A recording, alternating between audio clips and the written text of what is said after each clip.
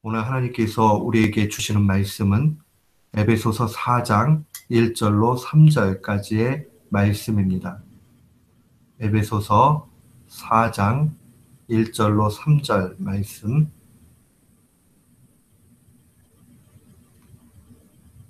우리 1절부터 3절 말씀 함께 봉독토록 합니다. 그러므로 주 안에서 갇힌 내가 너희를 권하노니 너희가 부르심을 입은 부름에 합당하게 행하여 모든 겸손과 온유로 하고 오래 참음으로 사랑 가운데서 서로 용납하고 평안에 매는 줄로 성령의 하나 되게 하신 것을 힘써 지키라. 아멘. 저는 오늘 본문 말씀을 통해서 다른 사람의 잘못을 용납하라 라는 제목으로 주의 말씀을 선포하도록 하겠습니다.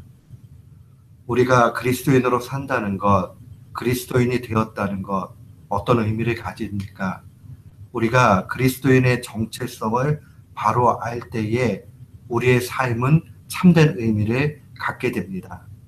우리가 그리스도인으로 어떻게 사느냐 하는 문제를 오늘 본문 말씀 1절은 부르심에 합당한 삶이다 라고 그렇게 증거합니다. 부르심에 합당한 삶. 하나님이 우리를 무엇으로 부르셨는가? 신자의 부름이 곧 우리의 삶의 의미가 됩니다. 바울 사도는 골로새서 3장 15절에 이렇게 증거했습니다. 그리스도의 평강이 너희 마음을 주장하게 하라. 너희는 평강을 위하여 한 몸으로 부르심을 받았나니 너희는 또한 감사하는 자가 되라 라고 그렇게 증거했습니다. 이 말씀을 보면 우리의 부르심이 평강, 화평을 위해서, 피스를 위해서 있다 하는 것을 보게 됩니다. 이 참된 평강이 어디 오느냐? 그리스도의 평강이 너희 마음을 주장케 하라는 이 말씀 가운데 나타납니다. 이 예수 그리스도의 관계의 온전함에서 나오는 참된 평안에서 우리는 곧 참된 평강을 찾을 수 있습니다.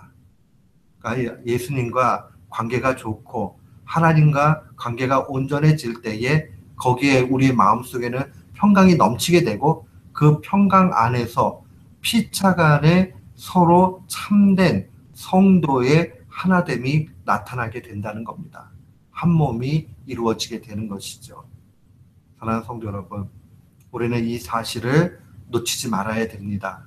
우리가 그리스도인으로 산다는 것은 먼저 하나님과 우리 사이의 관계가 온전함으로 우리의 마음속에 참 평강을 누리는 것이고 이것이 확장되어져서 성도 간에 용납하고 하나됨에 힘써 나아가는 것, 그게 바로 하나님께서 원하시는 우리를 향한 부르심입니다.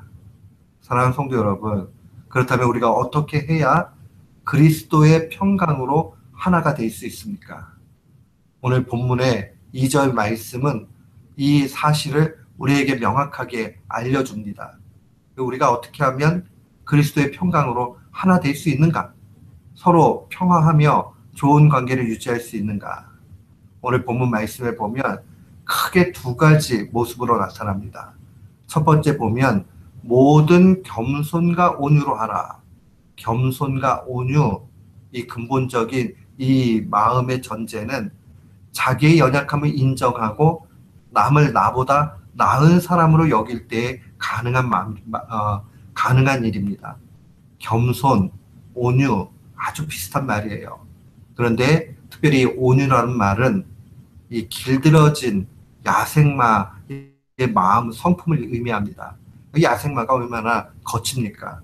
그러나 훈련을 통해서 온순해지고 사람을 태울 수 있는 상황이 되겠지요. 그것을 온유라고 얘기해요.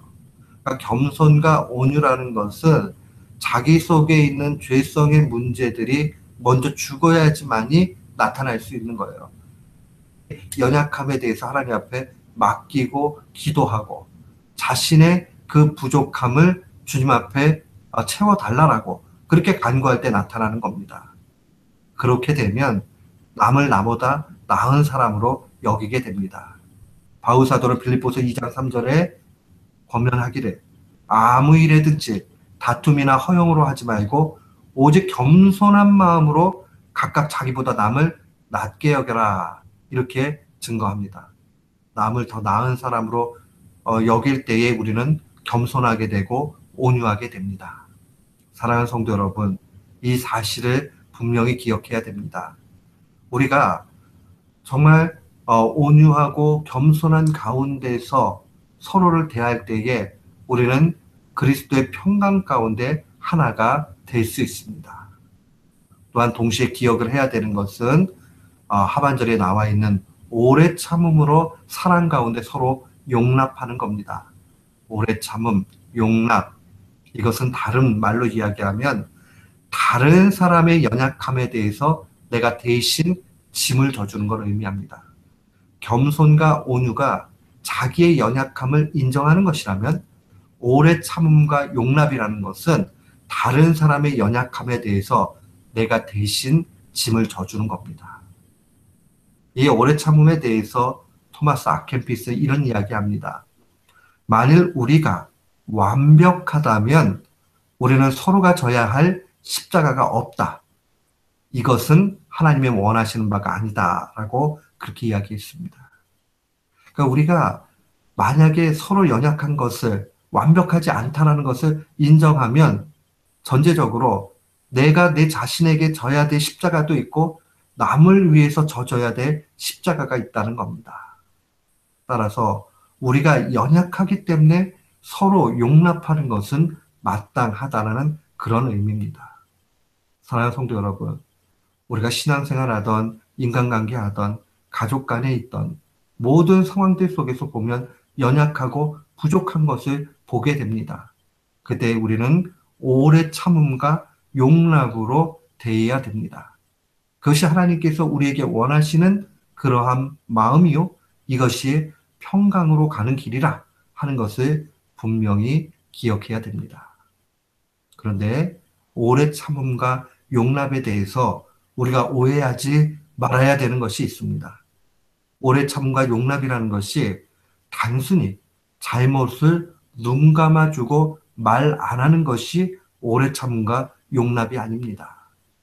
오히려 죄에 대해서 알려주지만은 상대에 대해서 끝까지 포기하지 않는 것, 그게 바로 오래 참음과 용납입니다. 우리는 보통 꼭 우리 속에 불만과 상대가 잘못된 것을 보고도 꼭꼭 참으면서 그것이 오래 참음과 용납이라고 생각을 합니다.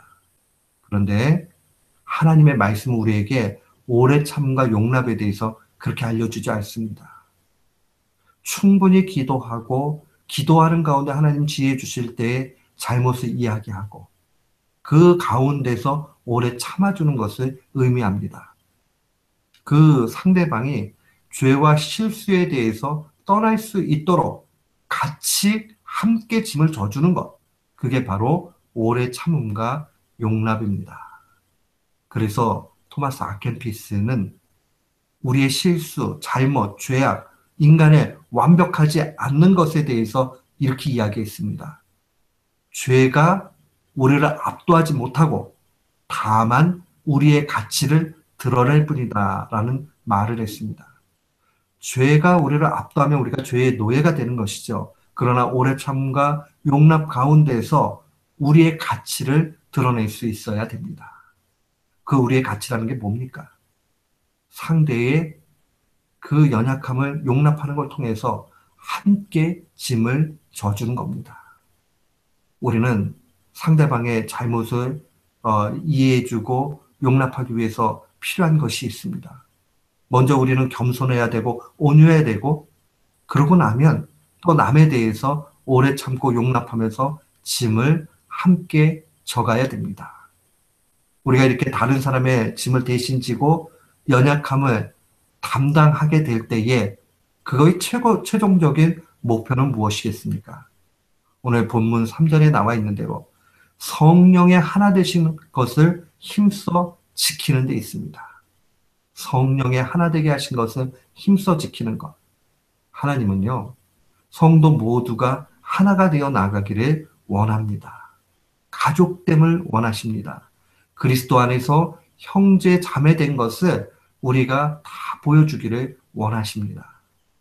하나님의 나라라는 것은 교회를 통해서 작은 모습이 또 반영이 됩니다. 교회가 하나님의 나라는 아니지만 하나님 나라의 성격을 분명히 보여줘야 될 책임이 있습니다. 교회가 목표둬야 될 것은 바로 하나님의 나라입니다. 하나님의 나라는 어떠한 곳입니까? 그것은 죄를 용서받은 사람이 모이는 곳이 하나님의 나라요. 그 가운데 그 용서받은 사람이 다른 사람을 용납하고 포용하는 것이 하나님 나라에 합당한 겁니다. 그렇기 때문에 주님도 우리에게 이렇게 기도 가르쳐 주셨죠. 우리가 우리에게 죄 지은 자를 사하여 준 것 같이 우리의 죄를 사하여 주옵소서. 이게 우리가 죄를 용서하지 않으면 하나님이 용서 안 한다. 그렇게 극단적으로 해석할 본문은 아니지만은, 그러나 하나님 나라에 합당한 것은 우리가 죄의 짐을 함께 지면서 연약한 자를 용납하는 겁니다. 예수님이 나를 위해서도 죽으셨고 내 형제 자매를 위해서도 죽으셨다라는 사실을 놓치지 말아야 됩니다. 교회의 아름다움은 죄 용서받은 사람이 타인의 잘못을 용서해 주는 데에 있습니다. 이때 교회의 하나됨이 유지되고 평화가 임하게 되는 겁니다. 우리는 이 사실 분명히 기억해야 됩니다. 용서 있는 곳에는요, 반드시 평화가 임하게 되어 있습니다. 우리는 아시시의 프란시스 성자를 합니다. 그가 유명한 그러한 기도를 하나 썼지요. 평화의 기도입니다. 거기 보면 위로받기보다는 위로하고 이해받기보다는 이해하며 사랑받기보다는 사랑하게 하옵소서라고 간구하는 것을 보게 됩니다. 우리는 이 말씀을 좀 더 마음에 실천하고 나가야 됩니다. 우리가 많은 사람을 얻기 위해서 용납하고 이해할 수 있어야 됩니다.